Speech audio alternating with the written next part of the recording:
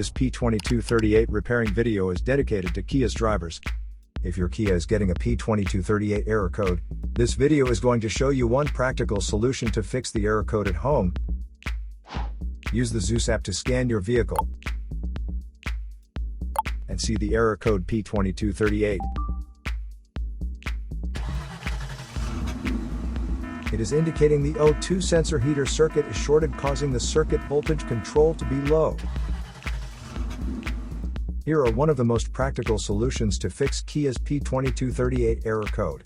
Method A, the oxygen sensor. This oxygen sensor is located right before the catalytic converter. Bank 1 is on the side with cylinder number 1. Sensor number 1 is usually the one in the exhaust manifold.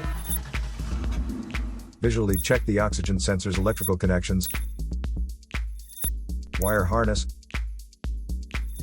and metal tabs for any damages.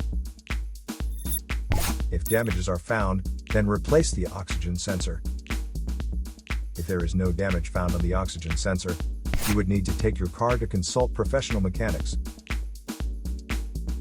So here are one of the most practical solutions to fix Kia's P2238 error code.